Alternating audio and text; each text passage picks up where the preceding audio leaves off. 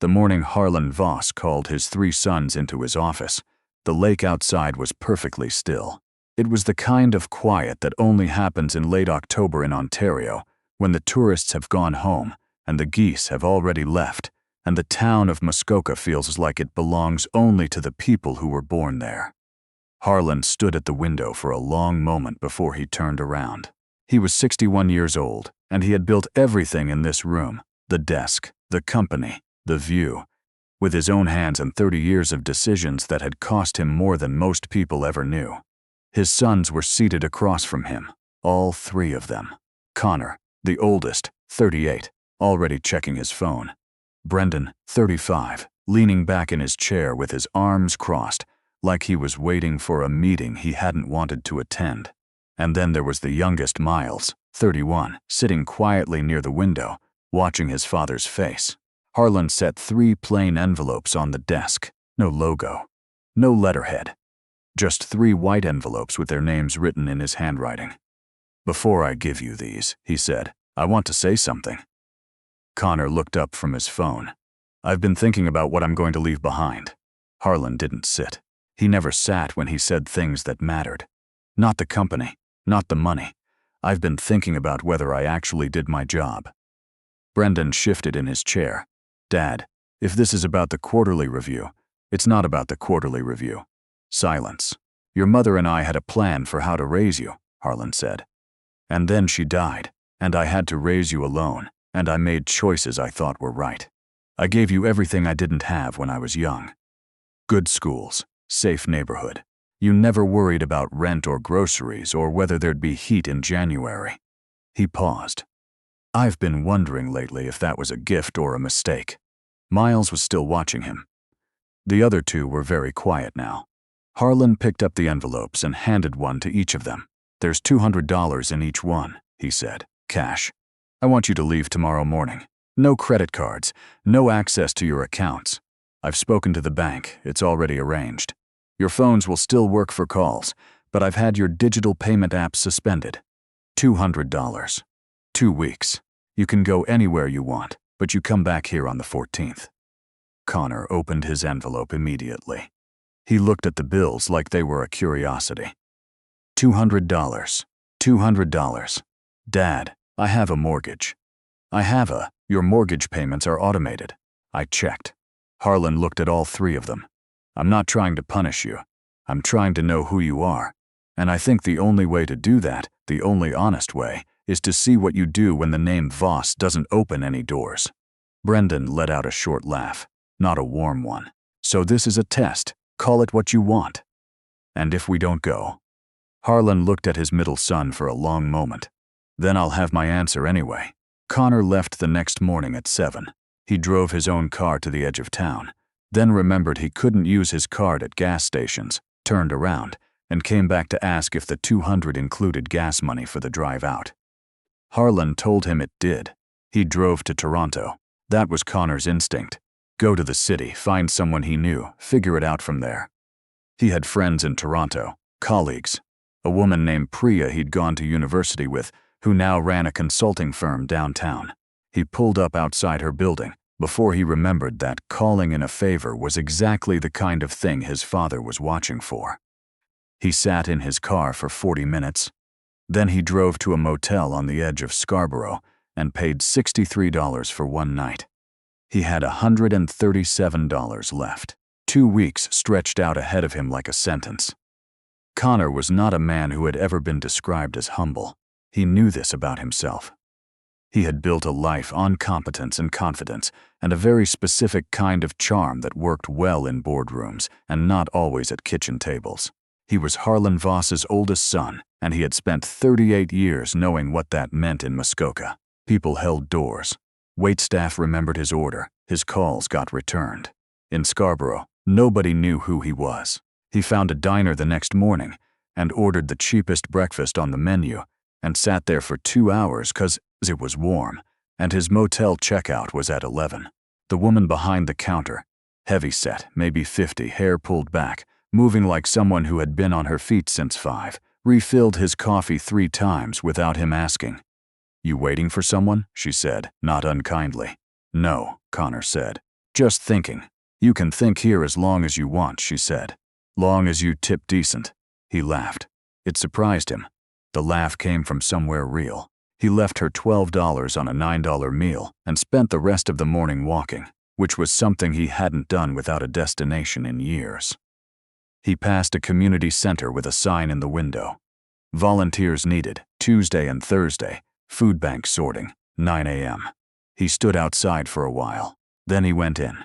The coordinator, a man named Art who was maybe 70 and moved like he'd been volunteering since before Connor was born, put him to work immediately, sorting canned goods, checking dates, stacking boxes. It was not complicated work. Connor was not good at it at first. He kept second-guessing the system, suggesting improvements, until Art put a hand on his shoulder and said very gently, "Son, we're not redesigning this today. Just sort the beans." He sorted beans for 4 hours. On the 4th day, Art asked if he wanted to come back. On the 6th day, Connor realized he hadn't checked his email once that morning, and the thought had simply not occurred to him. He was also running out of money. He'd been careful. Motel, groceries, nothing else. But Toronto was expensive and he'd miscalculated. On the 8th day, he had $41 left and 6 days to go.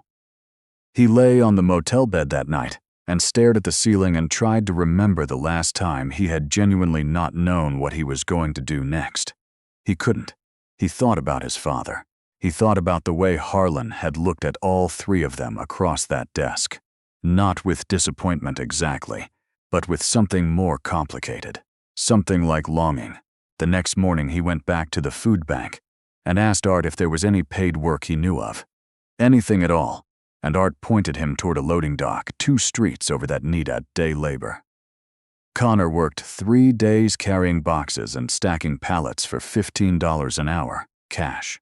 His back hurt in ways he hadn't felt since he was 22, and working summers in his father's warehouse before he knew the warehouse would one day be his to run. He came home on the 14th with $22 in his pocket and hands that were raw from the cold. Brendan went north. Not because he had a plan, because going north felt like resistance, and resistance was the only thing Brendan Voss had ever been truly good at. He drove up past Sudbury and kept going until the highway thinned out, and the trees closed in, and the radio stations faded to static. He stopped at a gas station outside a town called Chapleau, population just over 2,000, and bought a bottle of water and a granola bar and stood outside in the wind, trying to decide what he was doing. He was angry. He had been angry since the morning in his father's office, and he recognized the anger was not entirely about the money or the test. It was about something older than that, something that lived in the specific way his father looked at Connor when Connor spoke in meetings, the slight forward lean, the nod. Harlan had never nodded at Brendan like that. Harlan had always seemed to be waiting for Brendan to become something, to declare himself, to stop hovering in the middle, like a man who couldn't decide which direction was worth committing to. Brendan had spent 35 years feeling like the question mark between his brothers. He found a room above a tavern in Chapleau for $40 a night, which was either a bargain or a sign of how far he'd driven from anywhere that mattered. The landlord was a woman named Rita who asked no questions and handed him a key attached to a hockey puck. He had nothing to do. This was, he slowly realized, the problem. At home in Muskoka, Brendan's days were structured around the company, not because he cared about it the way Connor cared about it, or the way Harlan cared about it, but because it was the water he swam in. It gave him somewhere to be. Up here there was no water, just 4 walls and a window looking out at a parking lot and a Tim Hortons across the street. On the 3rd day, he started going to the Tim Hortons every morning just to be around people.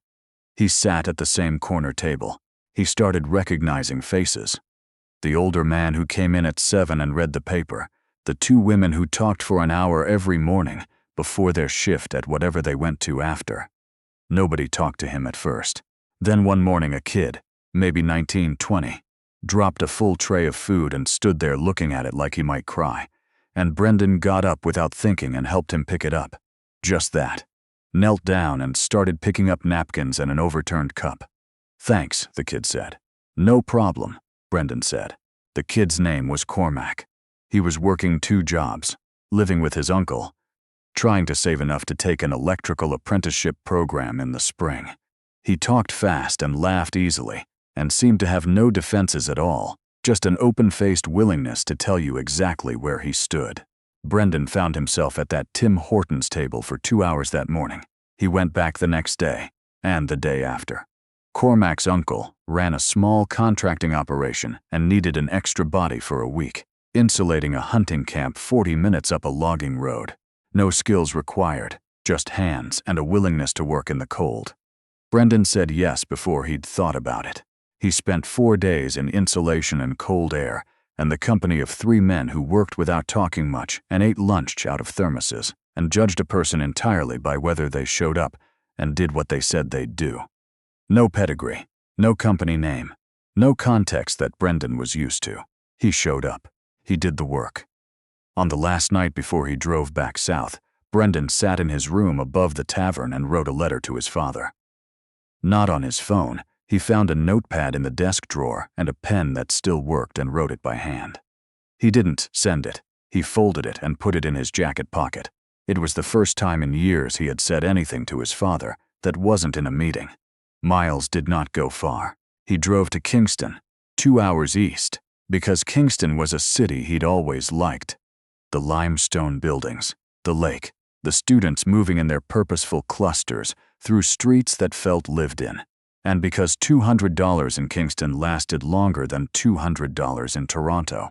Miles was the youngest, and people had always treated that like it explained him. People assumed the youngest was the one who had been given the most, protected the most, kept at the safest distance from consequence. And there was some truth in it.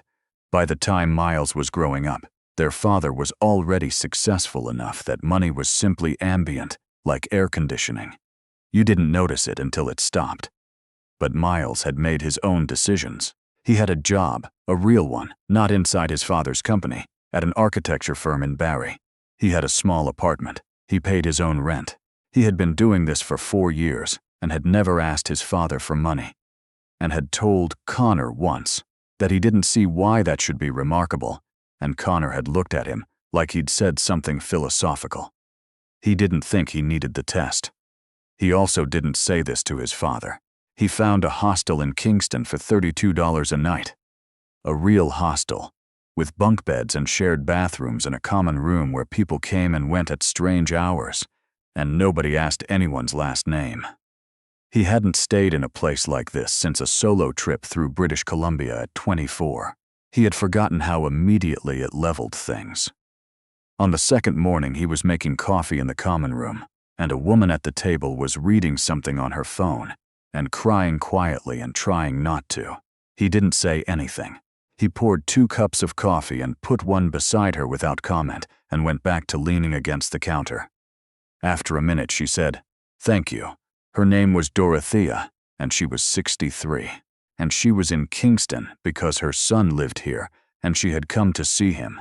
And he had not been home when she arrived, and she had now been waiting for 2 days, and couldn't afford to extend the hostel much longer, and didn't want to go back to Thunder Bay without seeing him. She told Miles this in a very matter-of-fact way, the way people tell strangers things they can't tell anyone they know. "Have you called him?" Miles asked. "He doesn't always answer," she said. Miles sat down across from her, and they talked for an hour. About her son, about Thunder Bay, about the hostel where she'd been staying, that was run by a woman who had painted every door a different color. She asked what Miles did, and he told her he was an architect, and she said she'd always wanted to know what it felt like to walk into a building you'd designed yourself. And he said it felt mostly like noticing everything you'd do differently. She laughed. It was good to hear. He helped her draft a text to her son, not the text she'd written 12 times and deleted, but a shorter one. No pressure, just, "I'm here until Thursday. I'd love to see you. No rush." The son called that evening. They met for dinner. Dorothea came back to the hostel and knocked on the bunk room door and gave Miles a handshake that turned into an awkward, grateful hug. He spent the rest of his time in Kingston drawing, just pencil and paper from a dollar store, sitting in cafes or by the water, sketching buildings and doorways, and the way light hit the limestone in the late afternoon. He wasn't designing anything. He was just looking. He came home on the 14th with $68 still in his pocket. Harlan did not prepare anything for their return. No dinner, no gathering, no formal moment. He was in the kitchen when Connor arrived first, making soup, and Connor came in and sat down at the kitchen table and didn't say anything for a few minutes. Then he said, "I helped out at a food bank in Scarborough." Harlan turned around. "I didn't plan to," Connor said. "I just walked by a sign." He looked at the table. There was a man there named Art. Probably 70, moved slow. He ran the whole operation and he knew every volunteer by name, and he never once made you feel like you were doing him a favor. He just made you feel like you were where you were supposed to be. Connor paused. "I haven't felt that in a while." Harlan sat down across from him. "I also ran out of money," Connor said. "I know. You know, I had a feeling." Connor looked at his father. "I worked 3 days at a loading dock, day labor, 15 an hour." He set his hands on the table. They were still roughened from the cold. "I haven't done anything like that since the warehouse summers." "You remember those?" "Of course I remember them." Connor was quiet for a moment. "I think I've been running the company like it's mine," he said. "Not like it's something people depend on. There's a difference." Harlan was quiet for a long time. "Yes," he said, "there is." Brendan came in that evening. He stood in the kitchen doorway with his jacket still on and looked at his father and said, "I wrote you something." He took the folded paper from his jacket pocket and put it on the counter. Harlan looked at it but didn't pick it up. "I'm not angry at you," Brendan said. He said it like he'd been practicing. Not because it was false, but because it was the kind of true that takes work to say out loud. "I've been angry at you for a long time. But up in Chaplow I had about 12 days with nothing to do and nobody who knew me, and I think I figured out that most of what I've been angry about was the wrong thing." "What do you mean?" Brendan leaned against the doorframe. "I've been angry because I thought you didn't see me, but I think what was actually happening was that I wasn't showing you anything worth seeing." He let that sit for a second. "I worked on an insulation crew up north. 4 days. The guys on that crew, they showed up, they did the job, and at the end of the day they had exactly what they'd earned. Nothing more. Nobody owed them anything, and they didn't expect anything." He looked at his father. "I've been expecting things." Harlan's throat moved. "Read the letter," Brendan said. "You don't have to say anything about it. I just wanted you to have it." He went upstairs. Harlan picked up the letter and read it standing at the counter, with the soup still simmering on the stove. He read it twice. Then he folded it carefully and put it in his shirt pocket. Close. Miles came in just before 9. He was carrying a small stack of drawings, loose sheets, slightly wrinkled, pencil on dollar store paper. He set them on the kitchen table while Harlan poured him tea. "You were in Kingston," Harlan said. "How did you know? You always liked Kingston." Miles looked at the drawings. "I spent most of the time drawing. Buildings, mostly. Just looking at things." He picked up one of the sheets. A quick sketch of a doorway, limestone arch, afternoon light suggested with a few lines. "I met a woman named Dorothea on the 2nd day. She was waiting for her son and didn't know how to reach him without making him feel pressured. We figured out a text together, and he called her that night." Harlan looked at him. "I didn't need the test, Dad," Miles said. It wasn't an accusation. He said it the same way he'd said the thing to Connor about his rent, factually, without resentment. "I'm not angry about it. I understand why you did it. But I want you to know that I know what money is worth. I've known for a while. I know you have. Then why? Because I needed to know you knew." Harlan wrapped both hands around his mug. "There's a difference between me trusting you and you knowing I trust you. I should have shown you earlier. That's on me." Miles looked at his father for a long moment. "I drew this for you," he said. He pulled one sheet from the stack. Not a building, a different sketch. It was the view from the window of Harlan's office. The lake in late October, still and gray and enormous. Harlan took it. He looked at it a long time. "You can see it from where I was sitting," Miles said. "That morning?" "I know," Harlan said. "I stood there before you all came in. I figured." The three of them were in the kitchen together late that night, which was something that hadn't happened in years without a holiday providing the reason. Harlan had reheated the soup. Connor had found bread somewhere. Brendan was on his second cup of tea, and nobody was talking about the company. Connor said eventually, "There was a woman at the diner who told me I could stay as long as I needed to, as long as I tipped decent." Brendan laughed. "The real kind." "Did you?" Miles asked. "I left her $12 on a $9 meal, so you can be taught," Brendan said. "Don't push it." Harlan watched his sons at the kitchen table. He had spent 30 years watching them from a certain distance, across desks, across boardroom tables, across the kind of space that fills up between a father and his children, when the father is also a boss and the company is also a household, and everyone has learned to speak a register that keeps the two things separate. He had not eaten soup with them like this, in this kitchen, at this hour in a very long time. He thought about what Brendan's letter had said. He had memorized most of it already without trying. "You always seemed like you were waiting for us to become something. I think you forgot to tell us that what we already were was enough to start with." He hadn't known Brendan felt that. He should have asked. He had told himself for years that asking was prying, that a father who pushed too hard pushed his sons away, that the best thing he could do was provide and trust and wait. He had waited so long that waiting had become its own kind of silence. "I owe you an apology," Harlan said. All three of them looked at him. Not for the 2 weeks, for before the 2 weeks. He kept his eyes on the table. "I gave you everything I thought I'd needed when I was young. I thought that was the lesson. I thought comfort was the point." He paused. "Your mother would have told me I was wrong about that much earlier. She would have said the point was to show you how to be a person, and I confused that with giving you a good life." He looked up. "A good life is just the frame. I forgot to put anything in the frame." The kitchen was quiet. Connor said, "You put things in the frame, not enough, no," Connor said, "but some." It was, Harlan thought, one of the most generous things his oldest son had ever said to him. 3 weeks after they came back, Harlan called a meeting, a real one, with the whole executive team. But he did something he had never done in 30 years of running Voss & Sons. Before the meeting started, he introduced each of his 3 sons with the thing he had learned about them.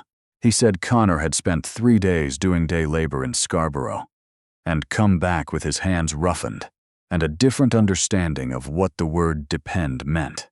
He said Brendan had driven north alone and worked on an insulation crew and written his father a letter by hand, and that the letter was in his shirt pocket right now. He said Miles had gone to Kingston and spent 2 weeks drawing buildings and helping a stranger find her son. He said he was proud of all 3 of them. Connor looked at the table. Brendan looked at his hands. Miles looked at his father. Harlan said, "I built this company, but I didn't build it so it could run me. And I didn't raise 3 sons so the company could have them. If we're going to keep doing this together, we're going to do it differently than we have been." He looked around the room. "Starting today. In October, in Muskoka, the lake goes still before the snow. There's a week, sometimes 2, when the water is this color of pewter and the trees have dropped most of their leaves. And the mornings are cold and very quiet, and you can stand at a window and see all the way to the far shore." Harlan stood at that window a long time the morning after the meeting. Brendan's letter was still in his pocket. He'd read it so many times the fold was going soft. He thought about what it meant to know a person, really know them, not as a role or a position or a line on an org chart, but as the thing underneath all that, the original thing, the person who showed up before the title did. He thought about Art, sorting canned beans at a food bank in Scarborough, knowing every volunteer's name. He thought about Dorothea, waiting 2 days in a hostel, sending a short text with no pressure. He thought about Cormac, the kid in the Tim Hortons, saving up for a trade apprenticeship, talking to a stranger without defenses. The test had not been about money. He had known that when he designed it, but knowing it abstractly was different from understanding it in his chest, the way he understood it now. The test had been about what his sons were made of when the architecture of privilege fell away. When there was no name to open doors, no account to cushion a mistake, no position to explain why you deserved to be in the room. What they were made of had surprised him. Not because they had succeeded. They hadn't all succeeded, not in any clean sense. Connor had run out of money. Brendan had nearly driven back 3 times, he admitted later. Miles had gone his own way and barely felt the test at all. But they had all, each in their own way, turned toward something real. Turned toward people, toward work that meant something with their hands. Toward the small, unglamorous kindnesses that most people offered and received every day without it being documented or rewarded or counted. That was what Harlan had needed to see. Not that his sons could survive hardship, that they were still, underneath everything he'd given them, recognizably human. The lake outside was still. He put his hand flat against the window glass, cold from the outside, warmer from the room, and stood there for a long moment between the two temperatures, which was, he thought, exactly where a father lives.